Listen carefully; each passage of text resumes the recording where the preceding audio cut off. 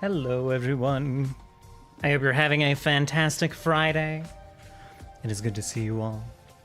And I will stand by. I have forgotten to focus my camera, and I will not subject you to 6x Varus eyeball as I get that fixed. There we go. Yes, yes. I think the audience for that is missing today.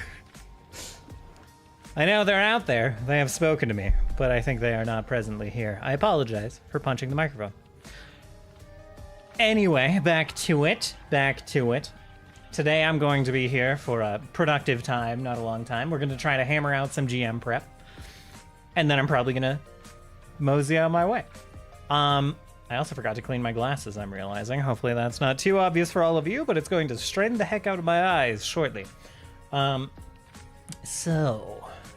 So, pretty quickly, I think we're going to hop into the GM prep, which is going to be, it's going to be something today.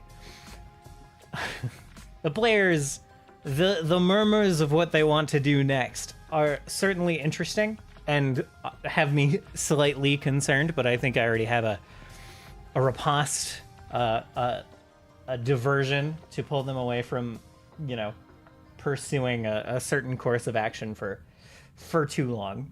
But we'll get to that when we get to it. For now, this is not my normal drink cup. This is not my normal coffee affair. It is neither a Starbucks cup nor a Dapper Departed Dealings Department cup. It is neither of those things.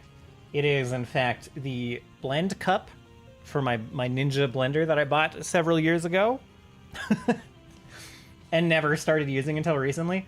And now it's summer. It's been like 90 to 100 some degrees, like every day since the start of July, pretty much. So I've just been blending ice into my coffee. That's the whole point of this story. That's the short of it. But it's been interesting trying to be like, okay, how do you make like a more concentrated bit of coffee to put into this thing? You definitely can't use like filter coffee. The AeroPress works okay. I think I would be happiest getting a kind of, I have a mucka pot, and I think that would be the best for this, but I haven't tried it, and but blending the coffee is already a bit more than I'm used to. It takes a bit more time than like brewing the coffee the normal way and just going on my merry way. So like adding this step of let's get out the mucka pot, and it's not even that it would take longer, because in fact it would probably take less time than the AeroPress, because the AeroPress you still have to clean like the cup and the filter and the plunger, and you have to boil the water and all of that. And it's like a lot of water that you're boiling for the AeroPress with an electric kettle. If you're me, the start of this, that sentence went off the rails. So the electric kettle you have to put like a certain amount of water in it. It doesn't like when you boil water with like less than a certain amount. It's like this is a fire hazard for some reason. I don't understand why, but I'm not going to question the design specs of the powerful water boiling machine. So the mucka pot, however, you only boil as much water as you need. You like fill the cup at the bottom, put it on the stove, set it to boil. Although I have an electric burner, so it takes time for that to warm up compared to the electric kettle just kind of goes, so whatever. Boiling more water with a better boiler versus boiling less water with like a worse boiler, who knows which is faster? I'd have to test it, but the point being, it probably wouldn't take that much more time to make coffee with a mucka pot. Over the AeroPress, it would be stronger, and then you can pour it into a blender with a bunch of ice, and it won't taste or get that watered down as much. You know what I mean? That's the whole point of the babble I'm going on. Is it's a mucka pot is closer to shots of espresso than an AeroPress, which is closer to shots of espresso than filter coffee. A little. A little closer. You can get stronger coffee out of an AeroPress. So that's all I want to say. But I've been experimenting with getting more concentrated coffee to throw into this very big blend bottle. And you might be looking at this being like, well, that's That's a lot of coffee. That's a lot of caffeine, coffee, and calories. And I'm like, it's the same as my admittedly kind of a lot of coffee. 16-ounce drinks that are like, they're like probably 8 ounces coffee, 8 ounces milk. It's like about that plus a bunch of ice and no other change. The ice doesn't add calories, you know? So it's less than it appears. This looks huge. Most of it is ice and water. Hence the quest for more concentrated coffee to get more coffee flavor into it. So that's been a good time. One time after Deadpool the other day, I came back and I was like, okay, had a really busy day, did a bunch of work, then like went to dinner, then went to Deadpool, then came back. I was like, I want to do stuff. I told myself that at the end of the day, I would have my nice blended coffee drink. However, it is 12:30 a.m. I did it anyway, but I felt really bad turning on the blender at 12:30 a.m. Like 2 of the roommates were definitely still awake, and the third one was probably still awake. Like 12:30 a.m. at this house is not 12:30 a.m. at like your parents' house. But I was concerned. What else do we got? The new Path of Exile League came out last week. I didn't stream it, except in Discord. That's been a blast. If you like ARPGs at all, that's been a good time. They added gold to the game, and the extra dopamine pops of like, oh, a bunch of gold. Normally, I'm getting way more out of running maps in Path of Exile now than usual, because normally you run like 25 maps and you get like trash drops out of all of them. Now you run 25 maps, and you're definitely getting gold every time. And the gold feeds into other resources that may get you other currency that, you know, it like compounds on itself in a nice way. And it lets you like buy currency off the market, and it's been very nice. It's a very good update. Has me very excited for Path of Exile 2. If you play ARPGs at all, you should try Path of Exile 2 when it comes out. It's going to be a great game to get in on the ground level, and we're probably going to stream a bunch of it here when, probably when like the open early access starts. I don't know if the closed betas are going to be streamed. I don't know if I want to stream the closed betas. I don't know. I haven't decided yet. I kind of want to play when everyone else can kind of play, you know? I want to learn with other people a bit. And that I'm going to stay away from like the guides and all that sort of thing. I'm going to be very like solo self-found, very like self-taught in Path of Exile 2 for a little while. Hello, Doug. Hello, Joe. Cute dog. If I give him any more attention than that, he's going to roll over on his belly and demand pets, and that's a 5 to 10 minute endeavor that we're going to try to avoid until I'm done with the stream. So, what else? We've been slacking on Final Fantasy VII. I'm sorry for that. I've had a couple of busy weeks in a row. I don't think I have shit next week, which is a problem for me personally, but for the stream, great. I will be probably hopping on and doing GM prep on Monday and Final Fantasy VII on Monday, and we're gonna try to chug to the end of that game through August. We're probably gonna try to beat it by the end of August. I go in bursts of getting a ton of progress done in a game, and then it's gone. It's out of my life for like weeks at a time. It's kind of a problem. But anyway, good laird, my hair is fucking with me today. Just straight up not my friend today. Just actually goofing on me today. I need to cut it again soon. It doesn't even look that long. It isn't even that long, but it's doing some shit. It's too long on the crossways from, you know what I'm saying? And it's just the gravity is too strong for my hair without product in it. And I'm not about to add a step before streaming. I'm not gonna add a hair preparation step that isn't already there. Sorry, I already get terrified of starting to get ready for stream. Anyway, let's go on and get on towards the prep, shall we?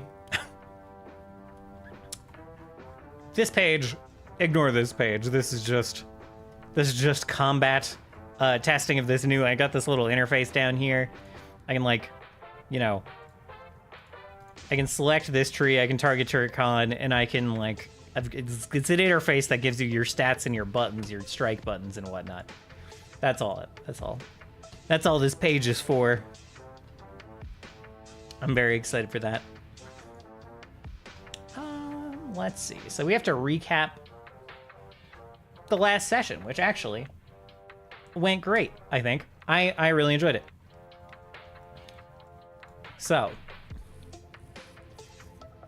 at the start of the last session, the players had defeated the manifested nightmares that were tormenting Mouritan.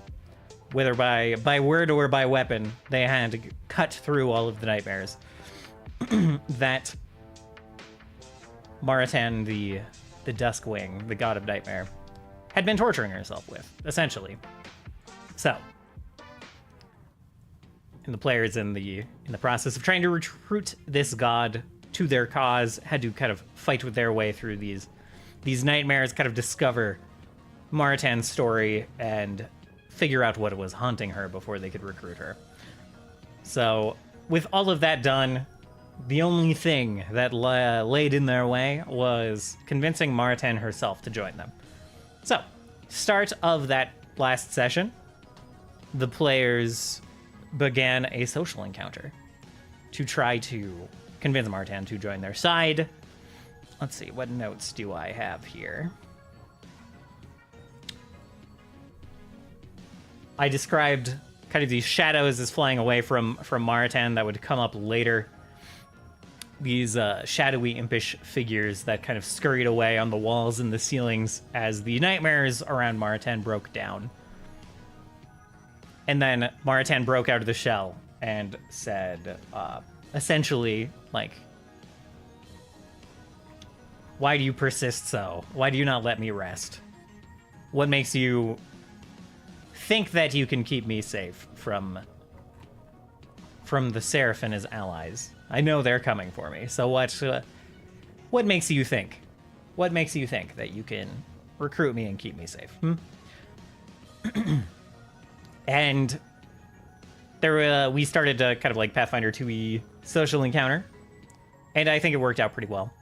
I put them in kind of a turn order to go around and make sure that people who don't normally take part in the roleplay kind of took part in this social encounter, building up a certain number of victory points, and they did a good job of kind of like bouncing back and forth between different skill checks, helping each other, aiding each other. I think it kind of worked very, very well. Some people would say that this kind of thing is gamey. I was just talking to someone about clocks last night, which kind of has a similar gamey feel. But the thing about sometimes making something more gamey is that it gets a certain type of player to engage with it more. It gives them levers to grab onto the game world and start like tinkering around, making adjustments to get the mechanical outcome they want. So it is with clocks. So it is with the social encounter Pathfinder. So even players who would not normally kind of be one of the more talky ones were still like throwing out lines and contributing to this discussion with like their religious knowledge or like questioning Mouritan's honor. So they started with just laying out the stakes, literally, with a society check, just being like, the Seraph is coming to claim you. His allies will not stop until they find you and like use your power to spread their message and gain power for themselves and solidify power. You would just be a tool to them. We want to protect you. We want your help to prevent this from happening. They succeeded with that check. They moved on from there. They said, Mouritan was like, can you stop them from claiming me? Can you actually protect me? Can you stand in their way? And then the Minotaur Barbarian just like said, yes, we are strong, and like flexed with athletics. Found a way to use his muscles in this social encounter, like found the right spot to inject that in. Turris, kind of the face of the group, continued from there saying, look, we need allies. We've won victories already, but to win further victories, we need allies like you. Someone needs to take these steps with us, and succeeded there. And Mouritan said, that is That is wise. That is wise and true. There can be no great victory without risk. And then Isha, the Sphinx, rolled over this kind of ethereal egg that they had found in one of Mauritan's nightmares, one of Mauritan's memories, and said, "It seems to me that you haven't given up all hope either, despite your nightmares and your mewling." And rolled over that egg, this bit of treasure that they had gotten, a pretty powerful treasure. They gave that up to make this point of like, you still have hope too. Here's the proof. And then rolled success with diplomacy. They had a bunch of successes in a row. Steris made like an appeal, like, don't you want to get revenge? Don't you want to get revenge on the four? And failed to roll it, and Mouritan was like, no. The person who comes for me now promised me vengeance against the four. If I want vengeance against the ones who imprisoned me, then the people coming to break me out, the people you're trying to protect me from, they could actually do that better. And then Turkon stepped in next, said Vezgal would be ashamed. Kind of failed his appeal to strike at Mauritan's honor. Mauritan was like, who cares? Who cares what Vezgal thinks? Where was Vezgal when the West Wall fell, or what, you know?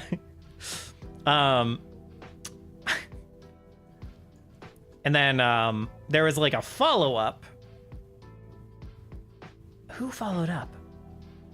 Oh yeah, I think it was Turris wrapped it up again at the end. Turris said, no, her sacrifice meant everything, actually. Gave everyone else time to hide or make these deals that let them continue to like manipulate the world, kind of like keep their influence in the world. Vezgal did what she could to help the world when she sacrificed herself. You should not be so quick to judge. And tacked on a couple of things along that. The bard kind of aided in this check. Kind of like plucking a hopeful tune. Succeeded in the aid check and succeeded in this check. And Mouritan finally said, you know, very well. I can see your conviction on this. I can see that you mean well, and I can see that you need my help. I will come with you. And with a little side note of like, you have a god with you named Anha, the god of riddles. Anha knows what happened to my people. Only Anha knows if he failed or succeeded when I sent him to warn my people of the coming danger. So I will come with you. I will speak to Anha, and we will go from there. And so the party made an ally of Mouritan, and they had a nice discussion later. From there, the party navigated back out. They got to this familiar chasm, and then the night gaunts started to pop out. Night gaunts are these black impish creatures that I was describing, who feed on dreams and nightmares and the negative emotions that come from nightmares. And so they had found their way into this realm and were just feeding endlessly on Mauritan's nightmares. So, defeated them, moseyed on out of here. Moseyed on out of Mauritan's prison. And then they got Asilia Aldane, who was waiting outside. This priestess of Denala seemingly has something else going on, but she was able to just destroy the spell keeping Mauritan imprisoned in this realm, and Mauritan was able to fly free. And then they all ventured back to Turris's tower. Turris opened the door to his tower. They all went back there, which is geographically like 100-ish miles north of where they currently are. And regrouped there, had a couple of like quick discussions there, and then they saw, I think they rested. Yeah, they were going there to have a rest, but before they could have their rest, about midday, a little after, they saw the star, the purple burning star that was the Seraph's Harbinger, the Seraph's vessel, started to fall out of the sky and down into the mountain range around Montecalana, and around Montecalana Gorge. And the party was like, oh shit. Oh shit. He's here already. That's, we didn't know that. We didn't know that. They hadn't done anything to really measure how long it would take for this thing to get here. I didn't really have a place to inject. A couple of times I was like, oh, the star's burning brighter. The star's getting closer. The star is between the moon and you. I said a couple of these things. I never made it very clear how close the Seraph was. And the... I think some of the party was a little bamboozled. Side note here, one of the party members was working up towards... This is one of those things where hindsight is just way... Hindsight solves everything, right? Hindsight makes everything obvious. But there was a player who wanted to work up towards this plan. It's Isha. Moto, the player of Isha, was working up towards this plan where Isha would build up this curse that was thrown at her by the goddess of time ages ago. Isha was just kind of like an innocent bystander hit by this curse. But Isha wanted to build up kind of the divine power of this curse and then like lob it at the Seraph and like freeze him before he could get to the planet. And in my head, I'm like, oh yeah, that all works great, except the Seraph is definitely going to get here. And what I should have just done is be like, I should have just like told Moto, the Seraph is definitely going to get here. It's going to take you longer to build up that divine power than you have before the Seraph gets here. I should have just like said that, because he had this moment of panic and like anxiety, which I think is pretty familiar to any player who has like a big plan, but then like a scene happens and you're like, you just feel the plan slipping through your fingers. I had this last week, actually, in a campaign I was guest starring in. I saw like a spot where my character was able to make an exit. The GM kind of like wanted to have me on as a guest to kind of like try out the campaign and like see if I would maybe stick around. I thought that I was coming in as a guest to like fill out a certain role for a certain amount of time and then step back out. We just had a bit of a misunderstanding. I saw a spot for my character to exit coming up, and I was like building up this thing in my mind, like very rapidly iterating on a plan. I'm like, okay, the city's under attack and we're going to this portal, and certainly we're going to have some kind of encounter at the portal, but then after the encounter I'm going to have this speech and I'm going to like kind of appeal to have some of these NPCs that are with us to like stick with me and like fight for the city, and we're going to have this underground resistance, and then when the players come back, then I can come back as this character and like help them out, and like step back into that guest role whenever they come back to the city.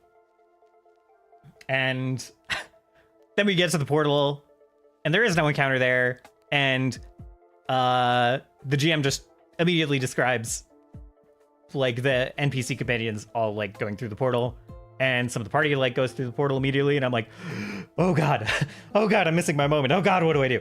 And it became very like awkward and stumbly, and it worked out. Still became a very cool scene, but my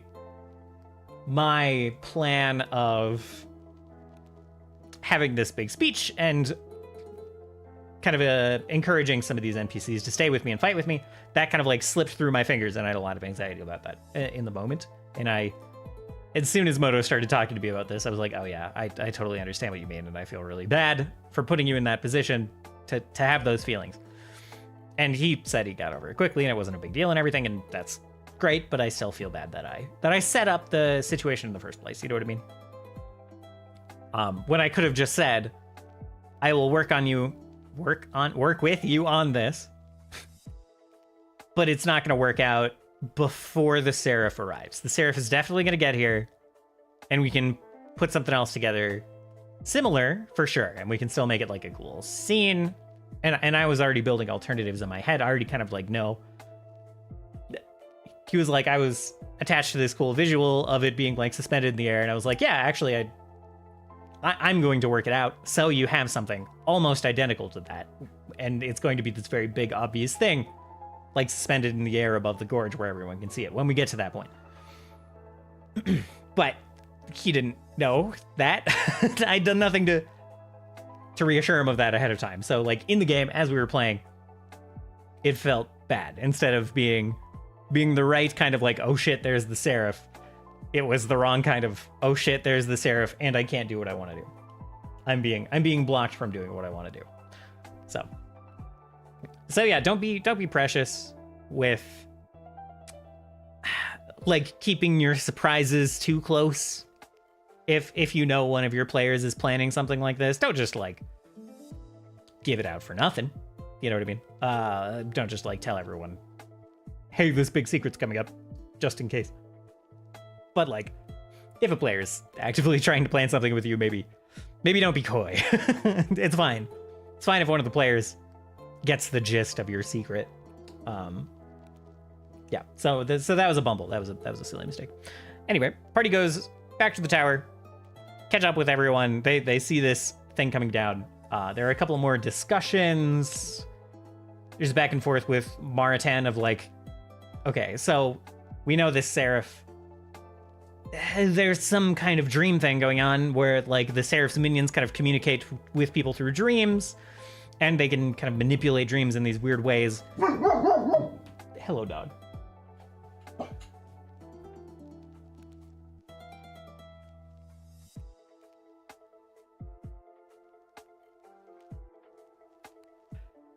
Sorry. Anyway. So, Mauritan, we want your help to prevent the Seraph and his minions from manipulating people's dreams and, like, gathering followers and stuff. We want your help with that. And Mauritan kind of reached out and was like, strange. I can't seem to fully grasp my power. The world is not responding to me like it used to. That's interesting. And one of the players kind of knows what that means. There's a whole thing with, like, ley lines and stuff in the world in previous campaigns and blah, blah, blah. They'll investigate it. They'll find out that the ley lines are still kind of like shackled by the Four, the gods who came from the beyond the stars and kind of took over the world ages ago, 10,000 years ago. They kind of still have a lock on the world, even though they are all gone. Their machinations are still in place and need to be dismantled if the gods are going to have their full power. And then the party was like, "Oh no, do we have to go?" Like, for you to be able to enter people's dreams and kind of like spread our message and spread warnings about the Seraph, do we need to go fix whatever's going on with the river of power that flows onto your soul and through you to enact your will?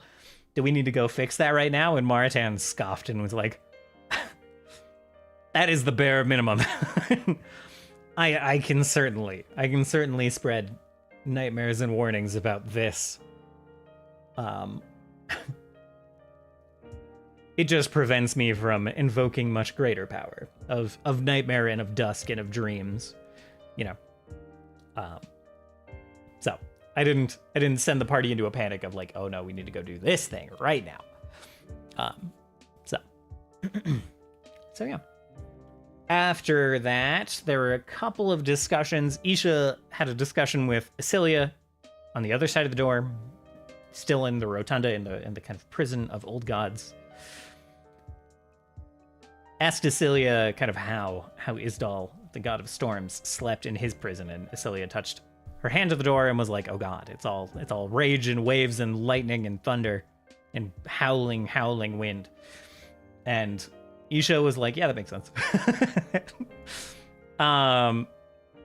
Long story short, Isha wants to, seeing this Seraph arrive, Isha wants to free Isdal, the god of storms, who's in the rotunda, and wants to go back to the Moonlight Pools and free, I can never remember his name. I made his name, and I can never remember his name. The moon god?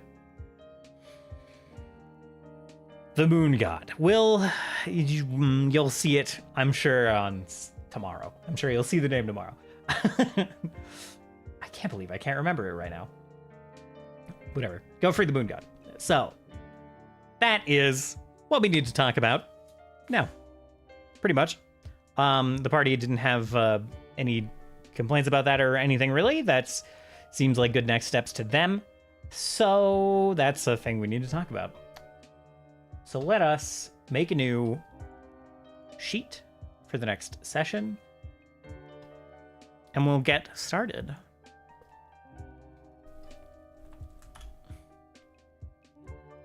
Session what? 17? Yeah. For August 3rd, session 17 in the Monsters campaign. I don't have a good opening scene. Maybe I should like watch the end of this stream again before tomorrow. But I don't have a strong opening scene here. We'll have to work on that a little bit, but I'll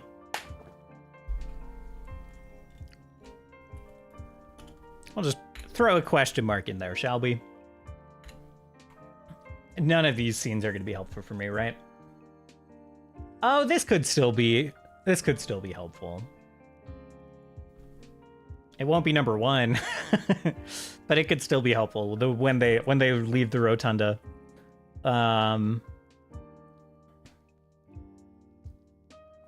Let's see. I think Acilia is not going to ask about collapsing the tunnel now. Yeah, I think we're gonna skip that little scene, that little micro scene in there.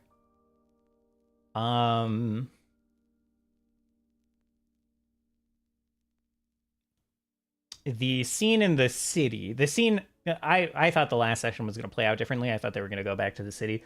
This scene where the fortress starts to descend, this is just not gonna happen. They're going to arrive the next day, so this scene is gone. The Seraph arrives. I think the Seraph is already going to be there, essentially.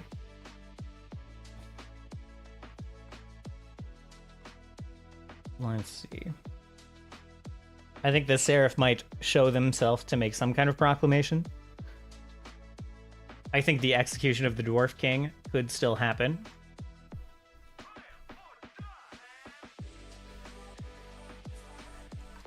Big ups to the to this set of Street Fighter remixes, by the way. This is on Melody's Zone, and it's called Street Fighter Lo-Fi Mixtape. I love the Street Fighter music in general. Let's see. Yeah, so this execution could still happen. It's not going to happen early, so we'll keep it as number 4.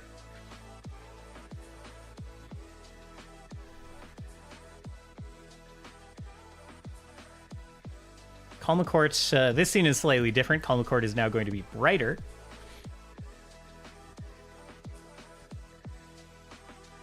Let's see.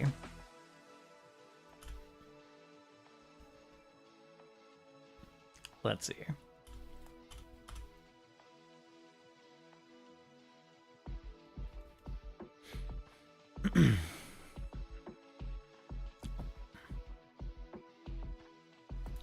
That strange geometric tower of stone and metal is now standing below the mouth of the gorge.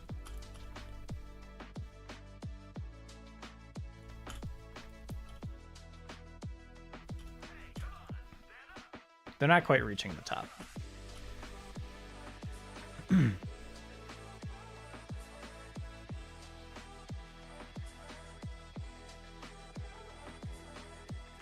see, brighter. Everything is bathed in pinkish purple light.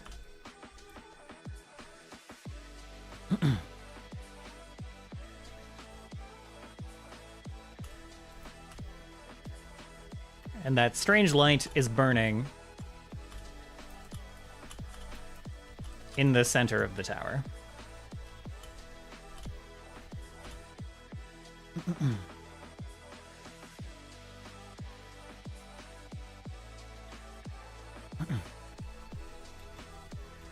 Okay.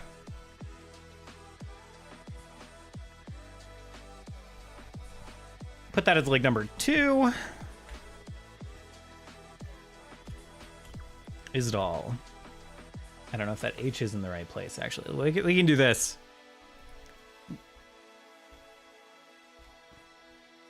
Do I not have a god? Oh, I don't have a page for Eastall. That's wild.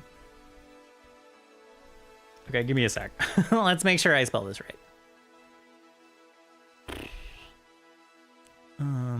Pins, not that page. Here we are. Wait, there's no H at all? For real? Okay, it's just ISDALL.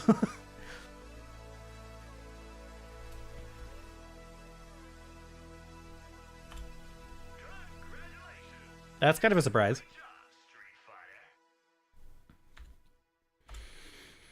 Let's see. So, Isdal's Tomb.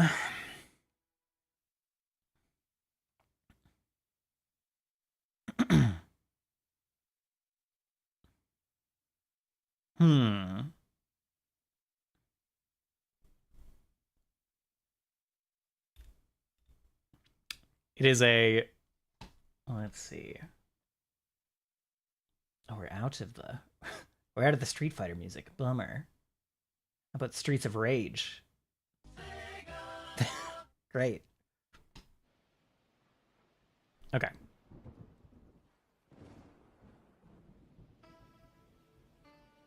So, Isdal's Tomb. A raging sea.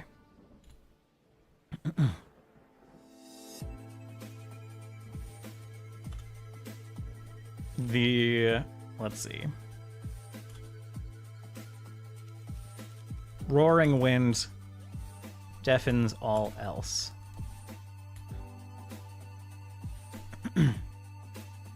In the distance, an island stands in the center of the waves.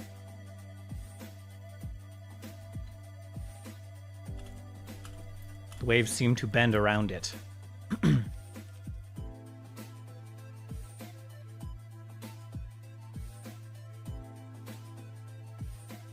Let's see.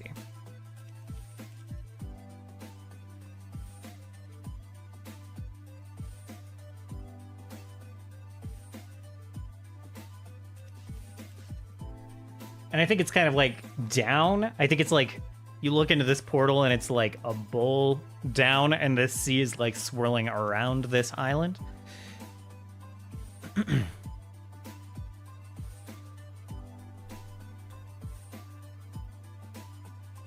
Let's see. Stepping stones lead to the island. Slick with seawater.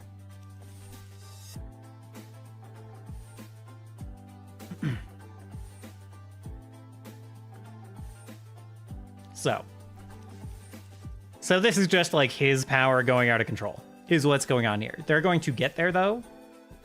And this is this isn't exactly a callback to previous campaigns, but people familiar with previous campaigns will kind of know what's going on.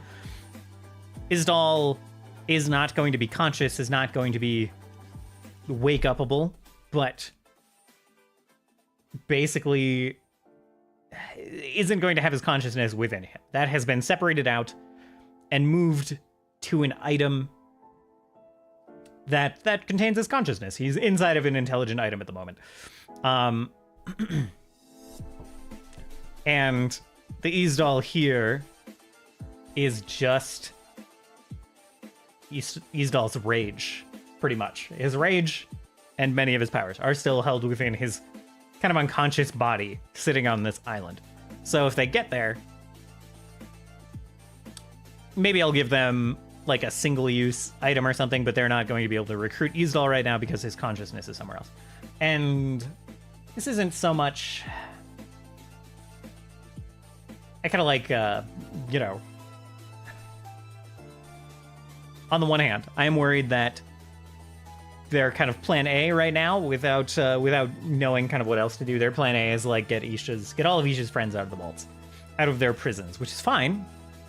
Kind of. If that's what they want to make the game about right now, they could like set up shop and like start kind of like building up around one of these prisons. But and kind of stay there until they get this set of gods kind of on their side. It's like a treasure trove of gods. It would, you know, it's a lot of power if they can manage to get them all out.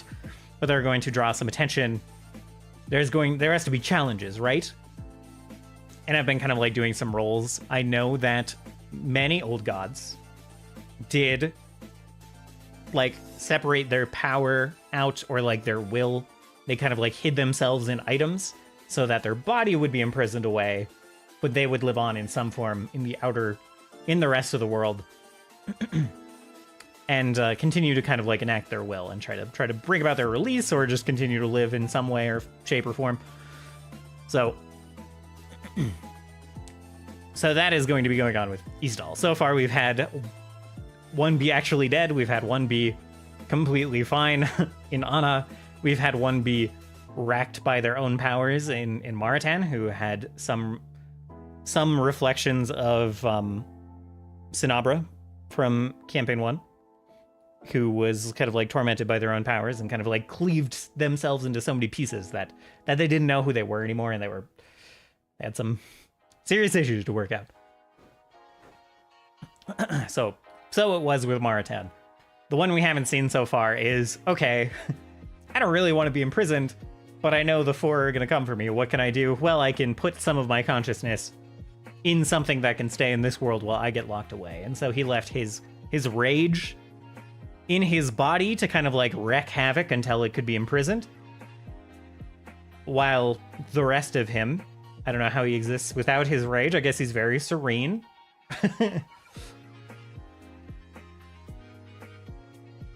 Has been outside of the prison and acting as well. So that's going to be the deal there. So the Ysdal in the prison is just going to be like just unconscious rage. Just aimless, unconscious rage.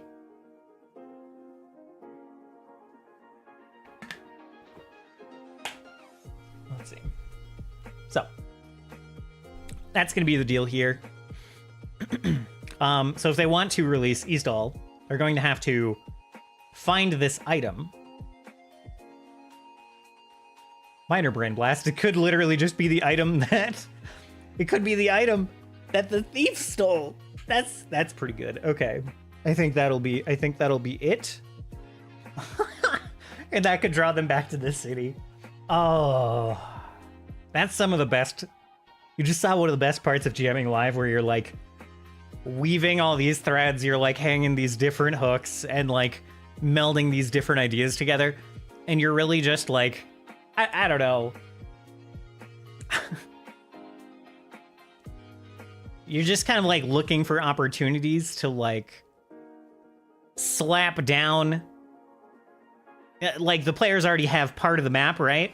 And they're trying to puzzle piece out the whole map, and then you can find a spot that like perfectly fits this little jigsaw puzzle piece of map. You just like slap it down for them in a place that makes like multiple things click at once, and it's very satisfying. So I do think that I don't remember the thief's name. Farley. Because there's just some of the party calls him like Foley. They just call him different names every time. So Farley.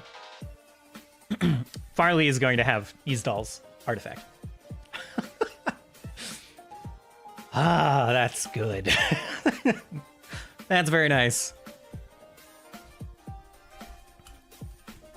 Ysdal himself, completely unresponsive.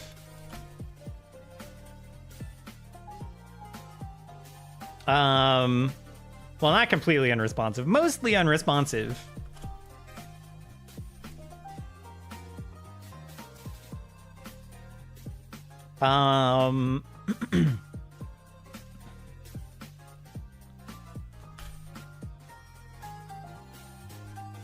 If players persist in troubling him,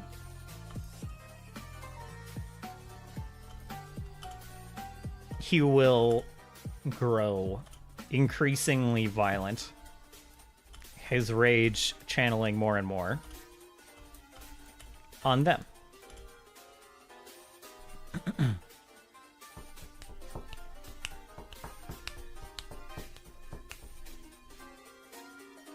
Yeah.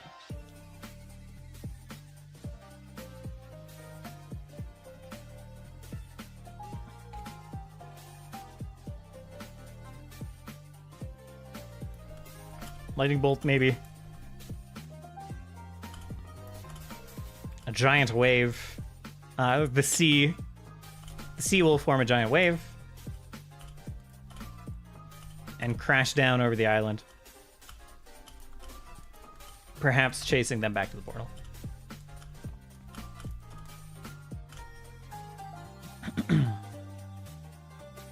Let's see.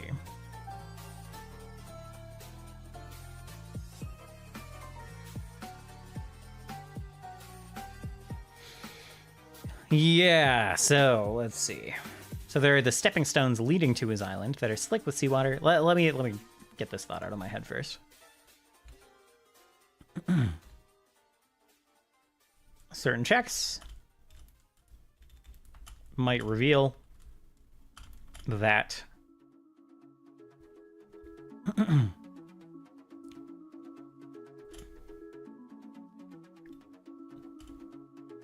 he is missing most of his consciousness, except for his rage.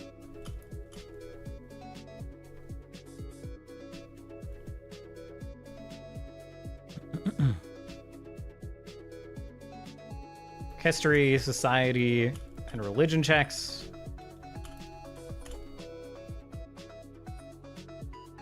May reveal that forgotten gods sometimes placed parts of themselves in artifacts.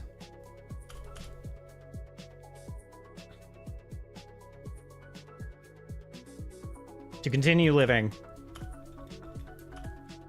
in the world while their body was sealed away.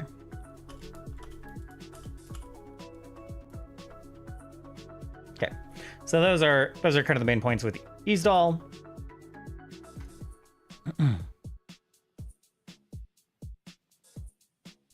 Yeah, so we'll build up some like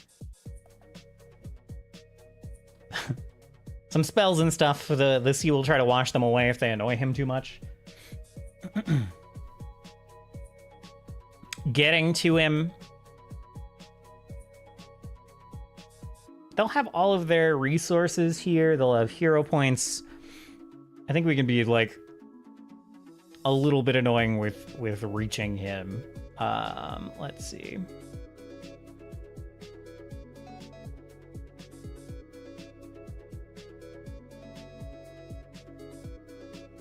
Maybe there's like a lightning elemental here.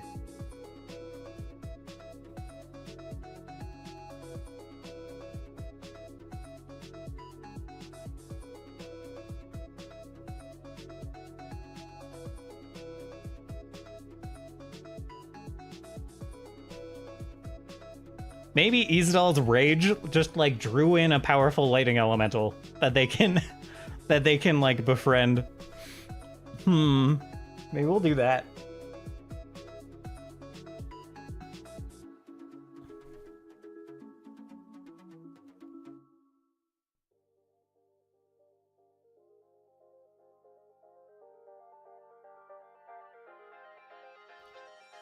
Would it be too obnoxious to have a fight on a bunch of like stepping stones?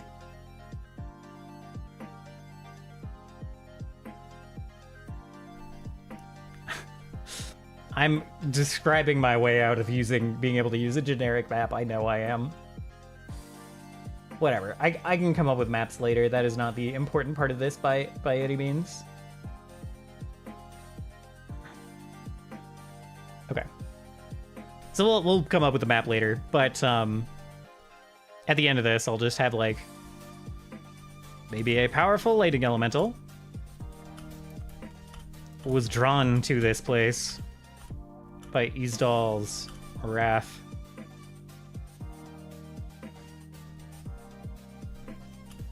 And lightning. Okay, so anyway, stepping stones lead to the island slick with seawater. Need difficult acrobatics checks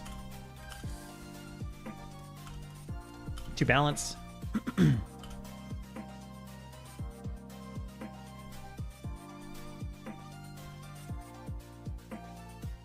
Let's see.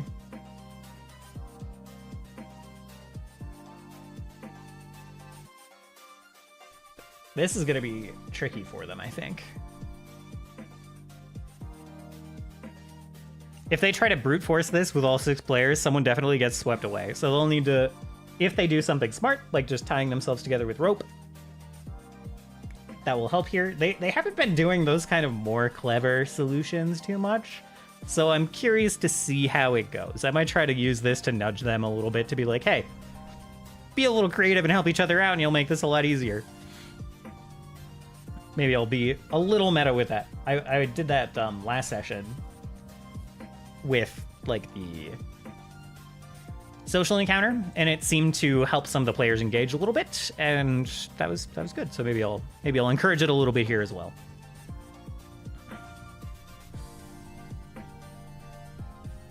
So need difficult acrobatics checks to balance. I think I'll just ask for 1 for everyone. It's not going to be like a climb check situation, but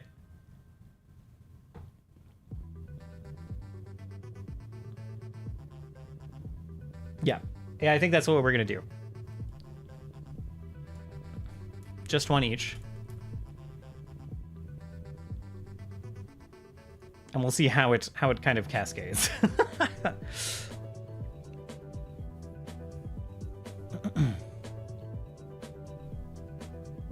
Because they need to come back across this too, so we'll just keep it to 1 success per person. And it will be a difficult acrobatics check. This is tricky. Slick. Jumping across like slick stones.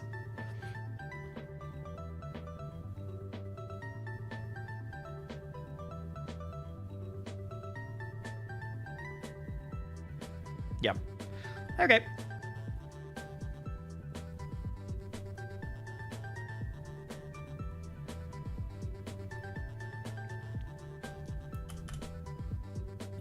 On a fail,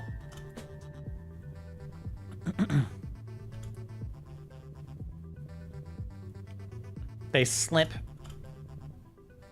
but have a chance to grab the stone and recover. On a critical fail, they are swept away into the storm.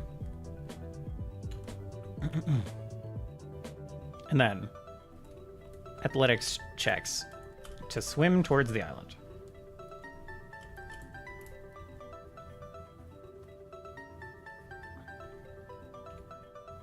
With fortitude save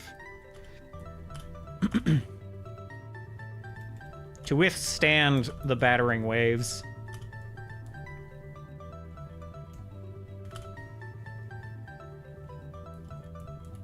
It is impossible to swim back to the stones.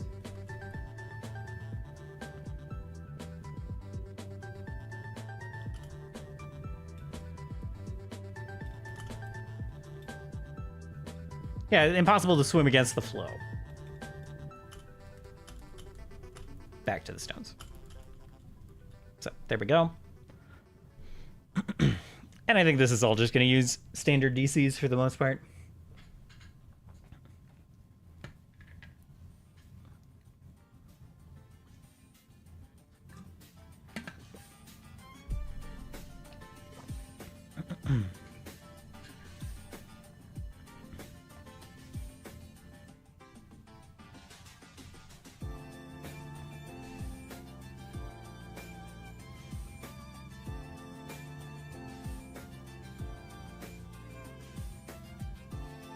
Yeah, I think I do want to do this lightning elemental thing. Let's just go look at those real quick.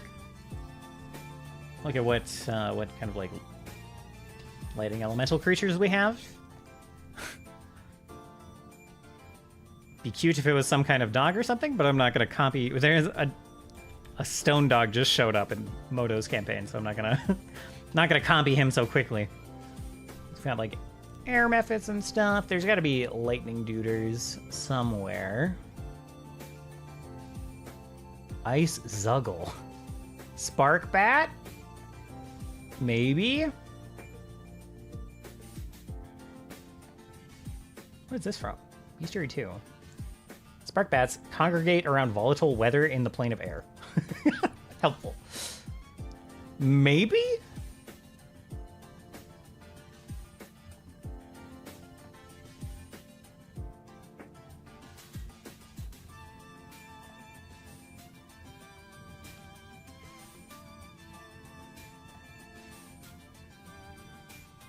I don't think Zephyrhawk. Living Thunderclap could do... These guys are kind of goofy. Boom. Living Waterfall.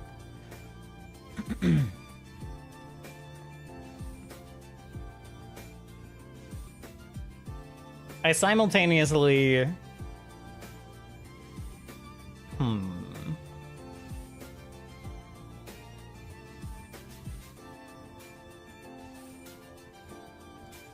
Oh wow, we went up in difficulty class very quickly here.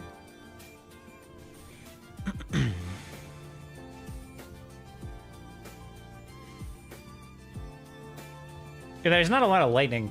There's a lot of like air and stuff. Not a lot of lightning. Quatoid.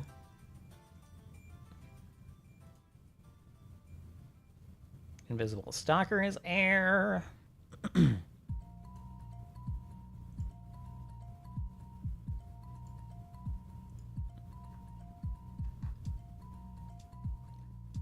Side note, complete side note, just because I saw the Crystal Dragon. Quite some time ago, it was kind of a... It was stipulated at the start of Campaign 1 that there were no dragons in this world. That just means there are no dragons in this world. This situation where there is an invasion of outside forces is a perfect situation for a dragon to come from somewhere else. So that might show up in the campaign at some point. Okay, Belkers are like smoke clouds, not like lightning dudes. Oh, the living thunderclaps are so lame. The coolest thing is the spark bat.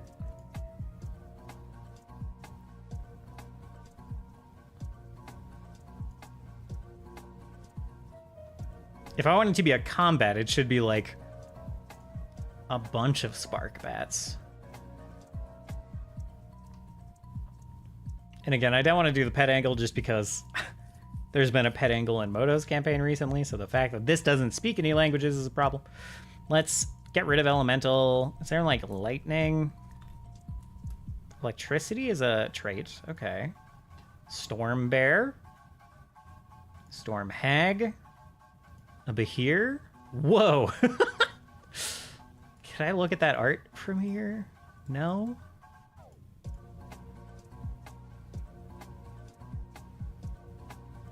Set this actor as persistent. I don't even know what that button does. Oh, I see. I know what that button does now. Undo that, please. Pop out, import. We'll just import it. That's fine. It's worth importing to look at this art. Yo, this guy is sick. I don't think we're gonna use it for this, but Jesus. Hell yeah, man. Okay.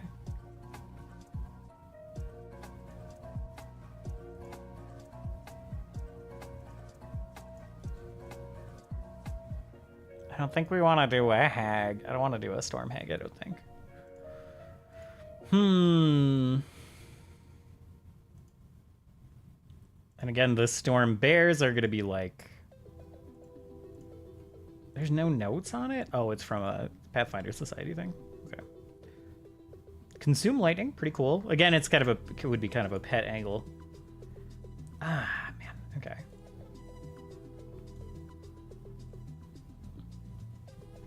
And this is from Pathfinder 170. Spoken on the song wind. Okay. Monstrous goat with the 4 claws, hindquarters, and tail of a crocodile. What?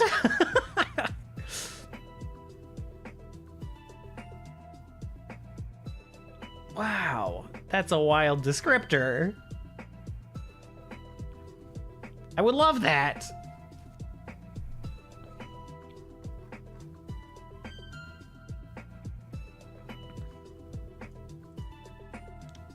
Peshi's fall to the earth in flashes of lightning and thunder.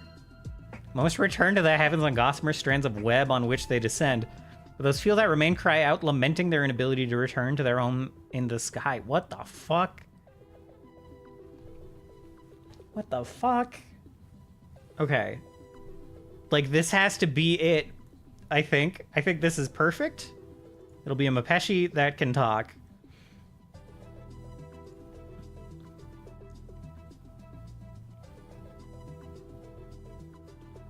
I don't know what to do. I have sabotaged myself. It could be a water elemental instead of a lightning elemental. That might work too. We'll put these in the rotunda so I can... We don't need the Midnight Lily anymore. Or the Night Gaunts. Or the Nightmare Manifest. We don't need any of that anymore.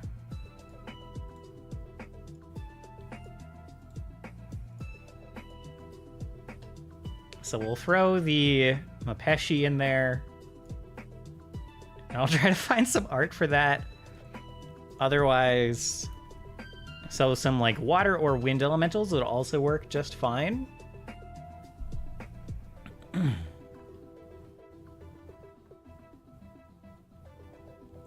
So it could be a Zephyrhawk, but again, Zephyrhawks don't really talk.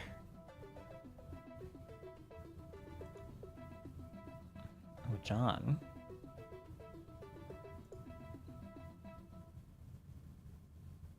Each gen, and fill them with a constant desire to travel, typically jaunting about the universe. Oh. Could be. Yeah, they're like all the elements.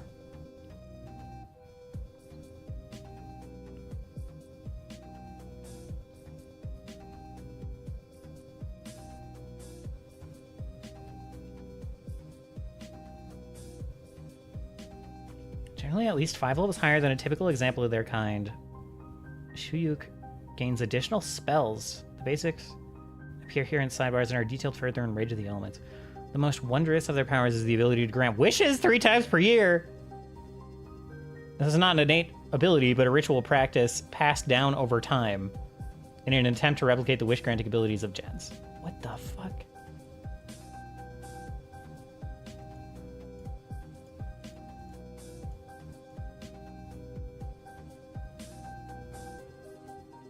Wanderer's Wish, 3 times per year. Jen instantly grants the benefits of a critical success with the wish ritual to a mortal creature. This has no cost.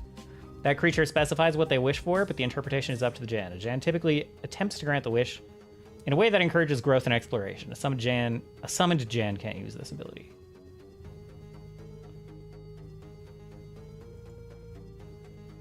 I don't know if I can make it a Jan.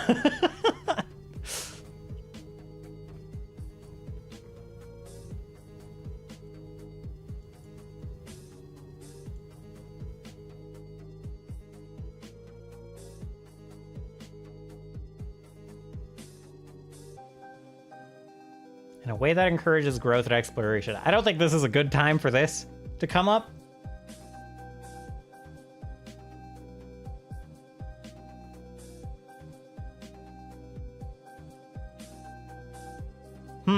That's interesting, though. Mist Stalker. I'm spending too much time on this. Its single, never blinking eye can see with clarity.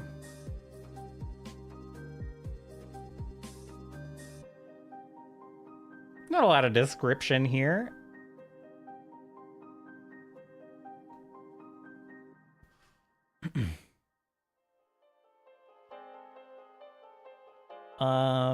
Okay, so I can just see in the mist.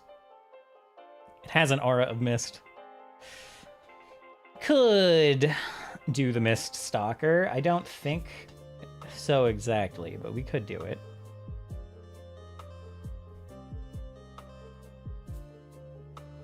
Okay, Ginny doesn't have...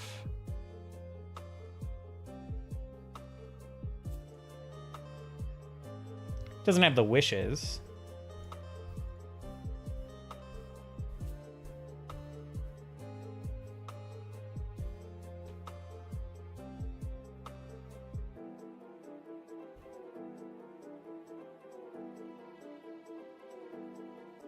It's creation.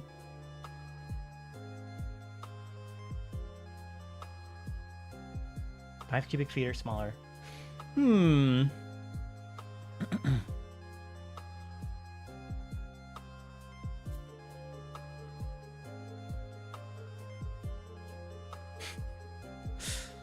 I like that it can make illusions.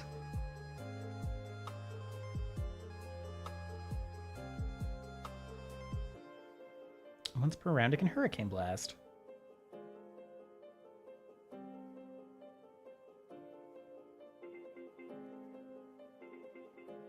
Let's see.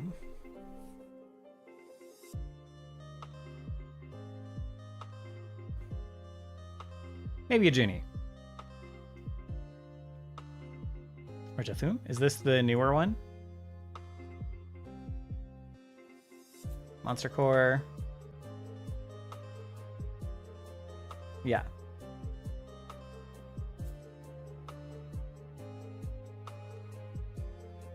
Can't speak any language. What?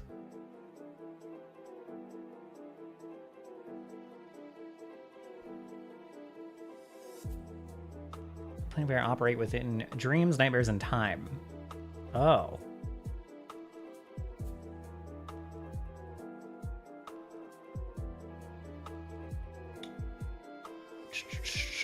Okay. Genies who remained on each elemental plane found their matter replaced with those elements. Genies of metal and wood appear in Pathfinder Rage of the Elements.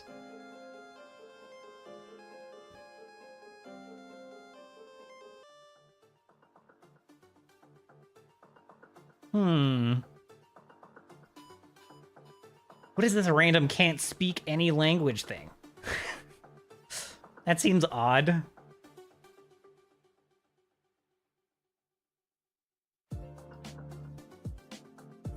That seems odd. I'll throw it in there. I don't need to follow that bit exactly.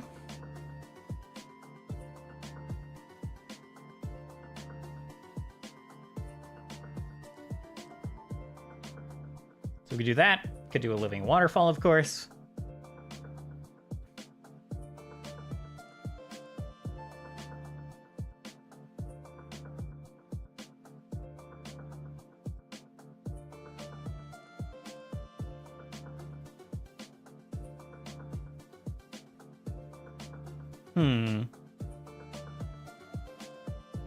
I like the Ginny because they might just like, or the Jathum, they might just be exploring and might plane shift into the prison and then be unable to break out. And I like that idea. So that seems the most interesting. Oh, Fade. This is the same, right?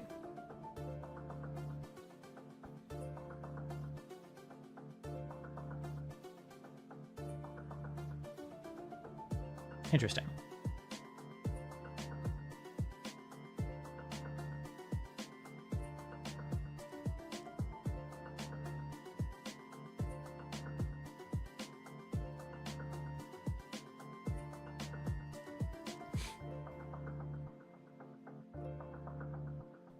These guys can just hydraulic push and grab, and they're generally just tentacle boys. And they calm people in an aura. That's cool.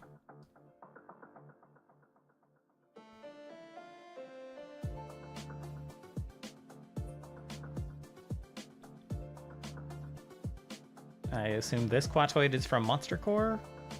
Yeah. Throw that in there. Brine Dragon.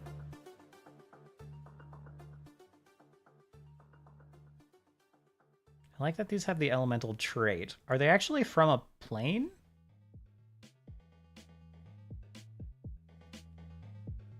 Seeded by a oh, interesting.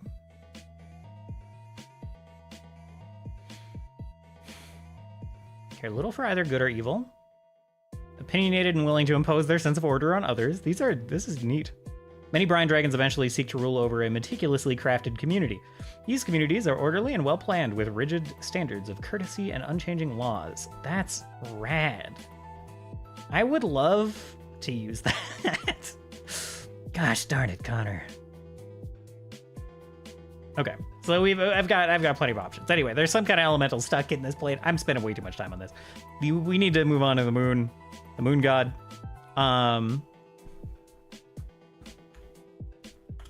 Let's see. Back at the pools. I've thought about maybe the pump. I think I'm gonna let them get out. the Moon God without too much trouble. I just don't want to spend a bunch of time finding out that Isdal is not there and then waste a bunch more time to not be able to get the Moon. The Moon God out. I think there might be some complications. He might not have rested the most peacefully.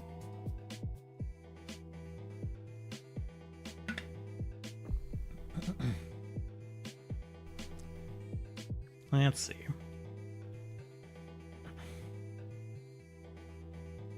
This is kind of where I want to like roll some stuff, actually. So let's see, is the pump still doing well, right? High roll is better. 7. So 7.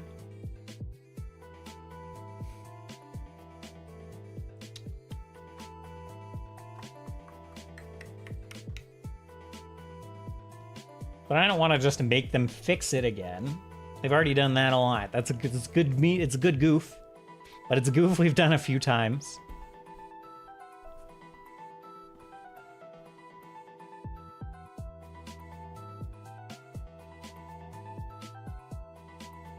Maybe there's people guarding it.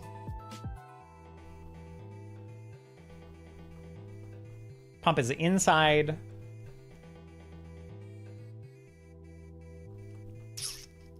Pump will be inside the camp, and there will be a couple of guards there. Most of the guards are gone now. Most of the people that were in the camp have left to go to the city now that the Seraph has arrived and in power and present and taking over the city. So most of the followers are there. So I should have muted before I did that. I'm sorry. But we'll just move this mic over a little bit. Okay. So Pump is missing. Back into camp. Inside the tunnel.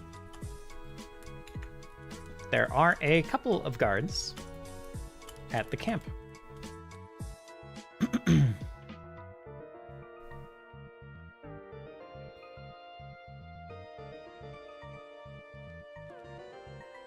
And this can... I have an encounter with like a powered up Angel of the Seraph. I wanted to have one of these Ruchalics kind of have a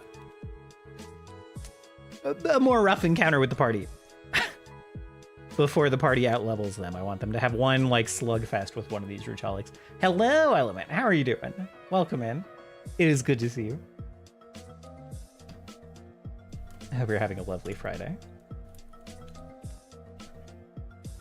Ooh, how's Marvel Rivals? Broke one. I don't know if he... I know Voraktee's been enjoying it. There's a jump pad right here. I've heard pretty good things. Let's... Knock this here, knock this here, knock this here. The last one's back there. So... Haha, you dummy. If the party... So the party is going to approach these guards, presumably. Yeah, no problem. Yeah, you guys should... Can we have Element to follow if you do not already? Yeah. Element is way better than me at like FPS games and stuff. Killer at Apex Legends and the like. I imagine quite good at Marvel Rivals as well. Me, bro? So close to 1K followers. I hope you get it soon. I am approaching it myself, but very slowly. I don't need it. Let's see. If the party kind of blunder is approaching them, scares them a bit, one will start praying. Beseech an angel. Is that not how you spell beseech? 3 E's. 3 E's in beseech. That's too many E's. Beseech an angel. Angel of the Seraph. To aid them. After a moment, the sonar like squawking of a Ruchalik approaches. I never know how to spell Ruchalik. Yeah, we did watch Deadpool. I quite enjoyed it. I won't talk spoilers on stream too much, but the goofs were pretty good. I never think I'm gonna like Deadpool as much as I do, but all three of them I've enjoyed quite a bit. And the Hot One episode that that Hugh Grant and Ryan Reynolds did before Deadpool came out. I watched that like the day before we went to watch Deadpool, and it was fantastic. Good pair, those two bits of content. I would recommend watching that.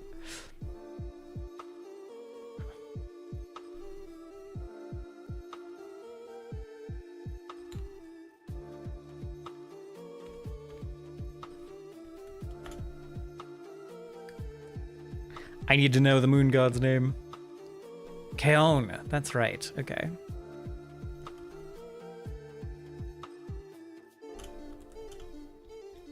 Keon's prison. I need to do... I might not be able to do much about Keon right now. I need to, like, look up some moon deity stuff and see... Get some ideas.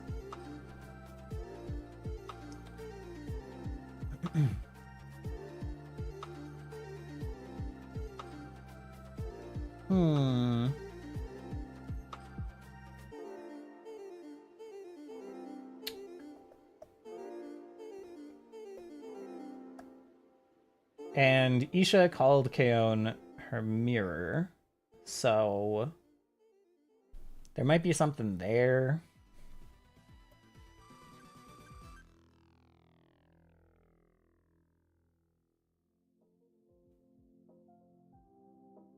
I don't think I want it to be a fight.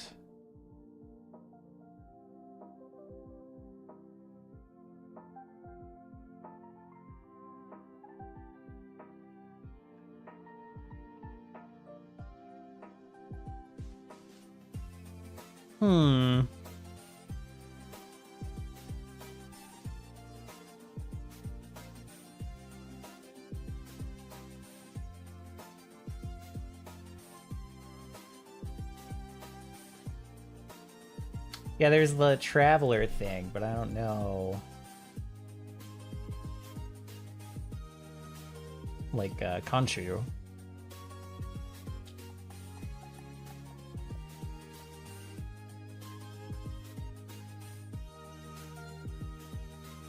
I'm definitely not gonna model him off Khonshu. Not gonna do the whole Hawkhead thing. Healer. Okay. That could work, though. Traveling healer of some sort.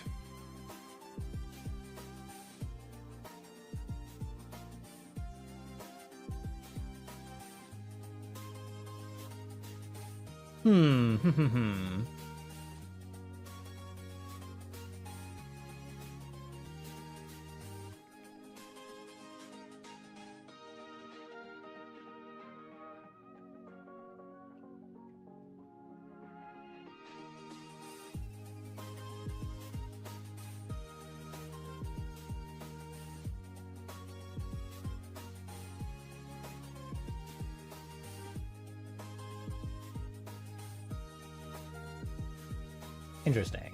Okay.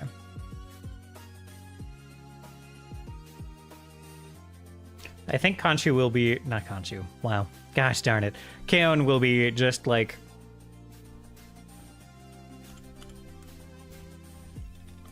just staring at the quote-unquote moon.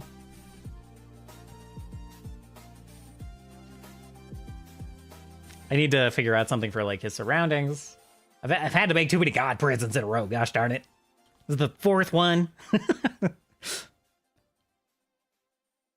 I want them all to be cool and rad and, like, reflect their inner turmoils and, like, self, you know, what have you. But,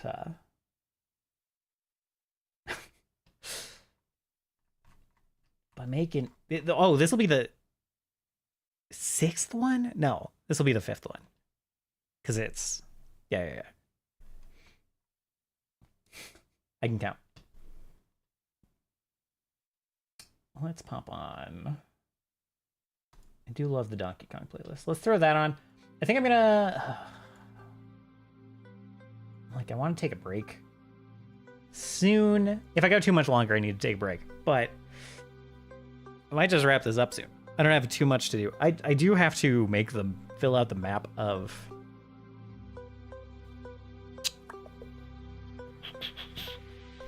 the Valley March, kind of where Turris's tower is. I need to fill that out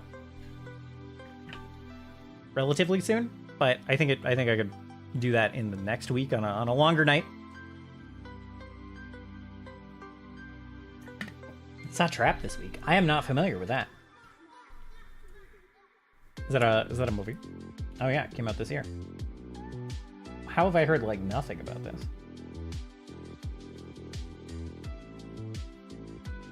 Don't know which movie I'm looking forward to this year now. Yeah, it kind of seems like most of the interesting ones are done for the year, but I don't follow movies too much. I will admit that I'm interested in the Captain America movie coming up. I have not been disappointed by a Captain America movie yet. I liked the show. Marvel's done this year. That's coming out next year then? Okay.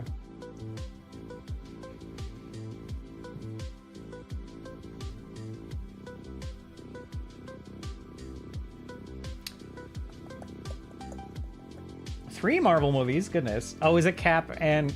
Do we get one of the Avengers ones? Thunderbolts, okay.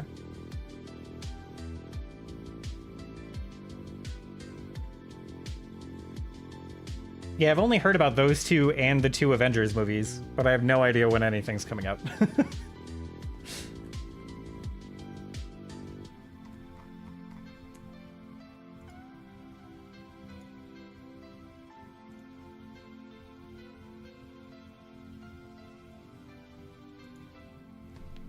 Let's see.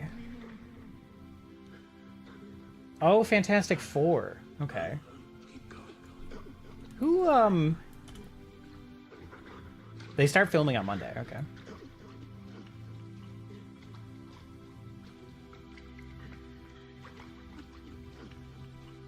What is going on in this song? We must be near the island.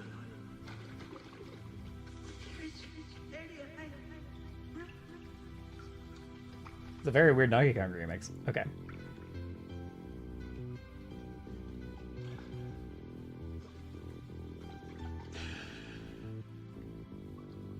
Pedro Pascal, wow. Interesting cast for a Fantastic Four. Huh. I'll get you there. I'm excited to check it out. Still not sold on Pedro, though. Got you. That's probably fair. I don't know about that particular role for him, but I'm sure he'll do. I'm sure he'll do well. He's a good actor.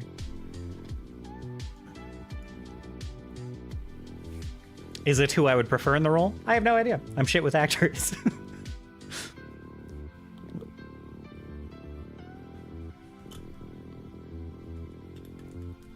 Seemingly in a trance. Maybe?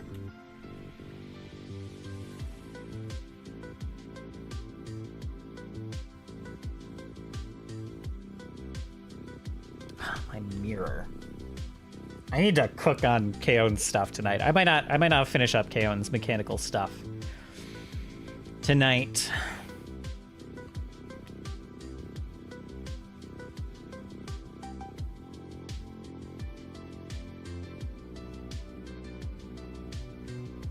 Mostly single dad protector roles. Yeah.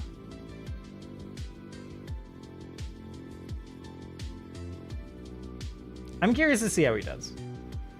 I don't think I'm nervous about it. I think he'll do a good job, but we'll see how good the fit is.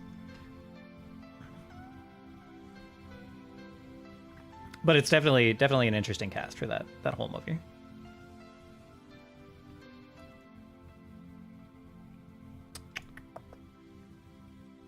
So I think instead of an outright combat, instead of like an outright social encounter, this will just be about breaking Kaon out of this trance. I don't know exactly I don't know exactly what I want to do with this. I don't even know if they'll actually get here next time. They'd have to move pretty fast to get here, and this group is not the zoomiest, as evidenced by the fact that I thought this would be a 10-episode arc, and we're on 17, and not quite done with the arc. We're getting close, but we might hit 20 before they actually wrap it up.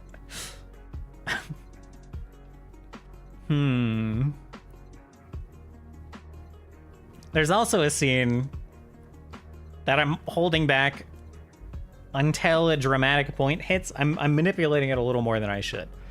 But if they, like, go to the city and get in a bunch of trouble, which I'm kind of thinking / hoping they will, especially when they realize that maybe Isdal's artifact was taken by Farley, they might try to go, like, hunt him down. And at that point, I will have someone arrive at Turris' tower, and he will kind of feel that presence arrive at the tower.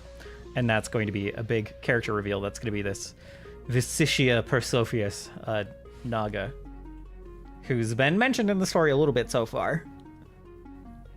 There's some character reveals that are going to happen.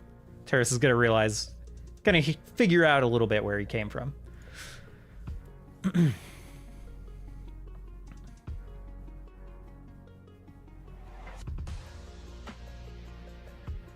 Let's see.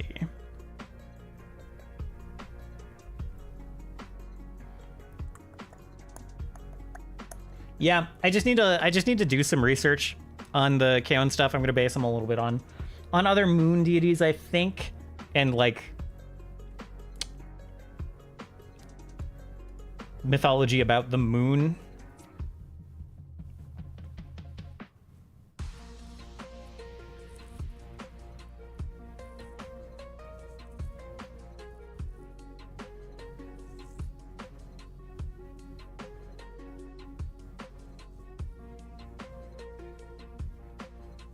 I think maybe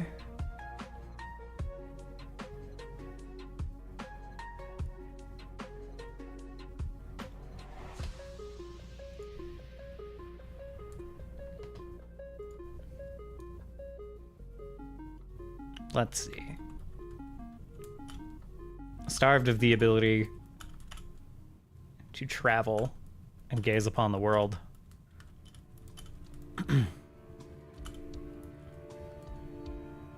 Kaon is in something of a waking coma, or a waking trance.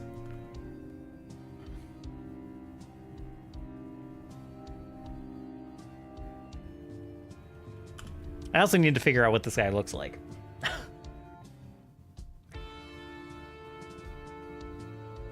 So that'll be my homework to do tonight before tomorrow. I think that'll be fairly boring to do on stream. So we'll skip that for now. I'll do that on my own. Oh, fuck. I'm in the wrong category. Stand by. We'll copy this all down.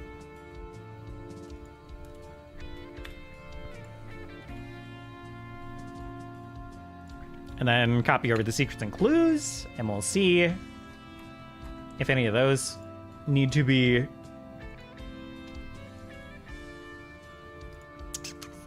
adjusted. So let's just go line by line. The human king of Serosa was already an ally of the Unshackled before the Seraph arrived. I think that's fine. That's fine. I would like the party to learn that at some point.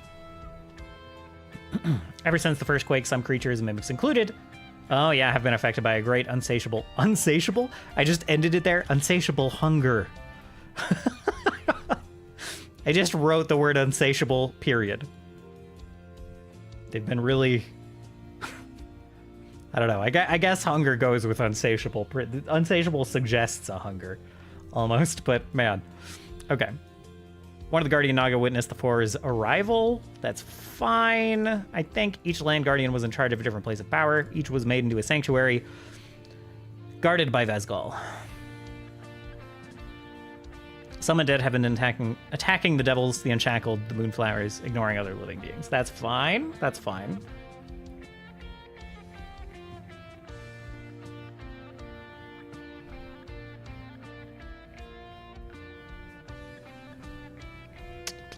Curse's core is a fairly typical control system. I think that's fine.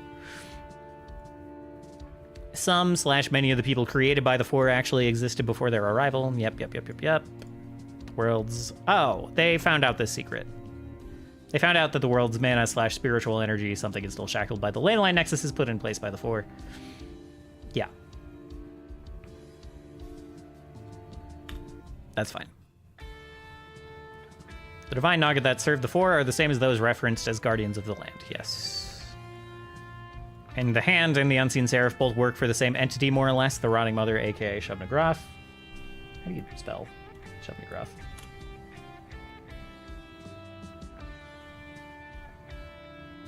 Yeah. Okay.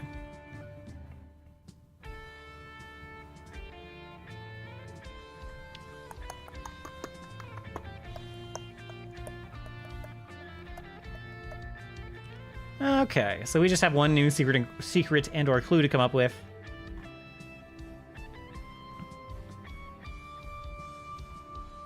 The Seraph is here.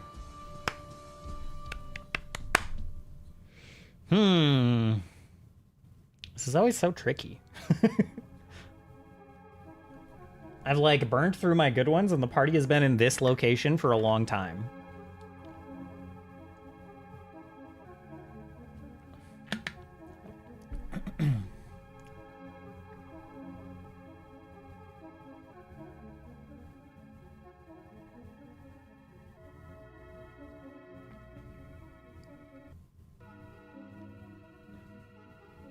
Let's see.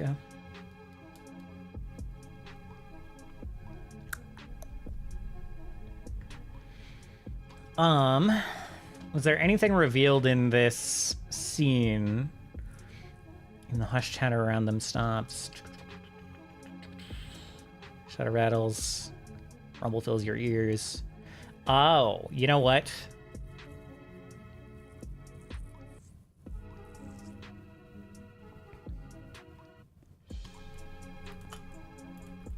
Queen of Konnor has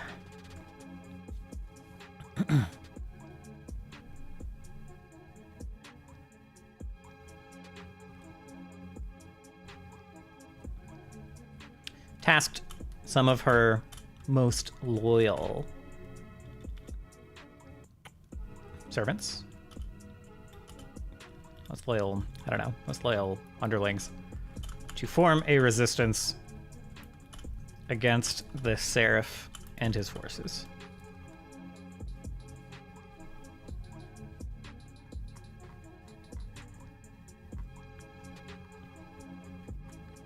This isn't exactly a secret or a clue, but I think that the Seraph, because the party has grabbed Mauritan, I think the Seraph is going to have to occasionally travel around the world more than he would have normally, so he's going to leave Montecalana and Calmacourt to his underlings to control and get in shape as he kind of like establishes power throughout the rest of the world. So that leaves some vulnerabilities here where the party's home is technically in the current location in Montecalana, so there might be room for them to aid that resistance in some way, or to establish some kind of partnership there to make cause trouble where the Seraph has landed, make it so he doesn't have such a strong base of power.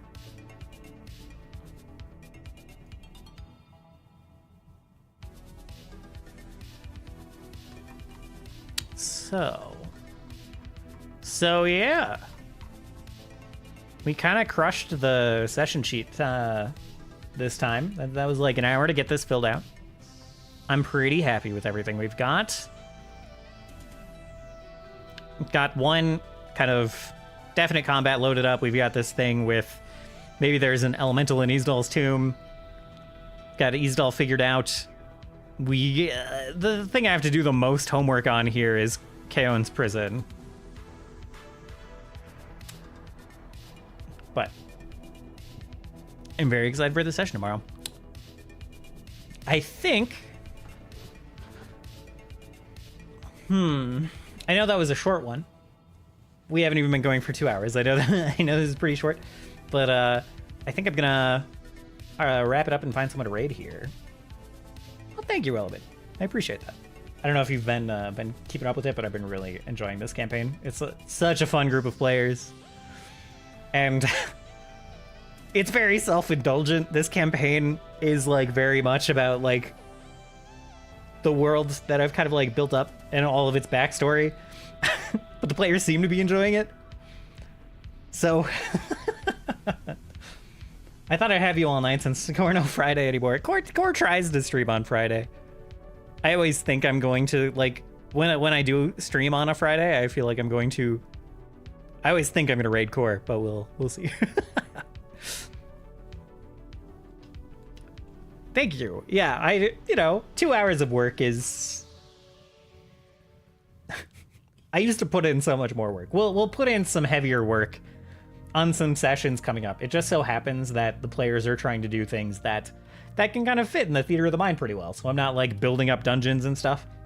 We'll do some like big map work soon, because that's when I can like settle in for a longer stream and like get a lot of feedback from people and like talk about what's going on in the dungeon and get their ideas for like treasure and monsters and all that sort of stuff. That's what I kind of love doing the most on stream. I like doing the prep sheet and stuff. I like showing the prep that I'm doing. It's fun. And I do still get great ideas from people sometimes, but the maps and stuff, setting up dungeons and big encounters is where chat is very helpful to me. And where we can have some more interesting discussions, I think. Certainly no one's rescuing me on this moon deity shit right now. Let's see. My eyes are so tired today. I slept a lot today. I woke up early for a work call and then went back to bed. I think in total I slept like, whew.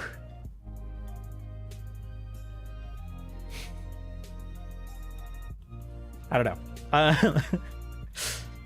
think I slept a total of like 12 hours today, split on either side of a work call. I was low on sleep this week. Also, sorry, I was looking at potential people to raid.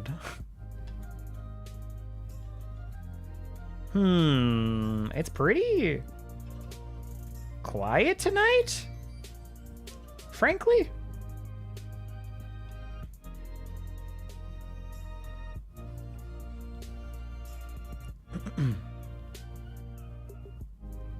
B is on. We could raid B. Love B.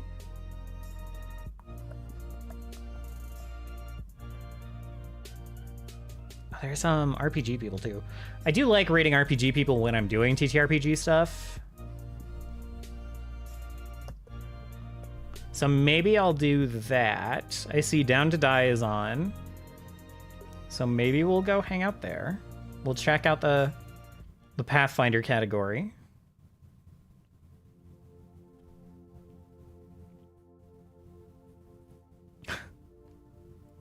I will tell you that I'm gonna go watch Scene of Action.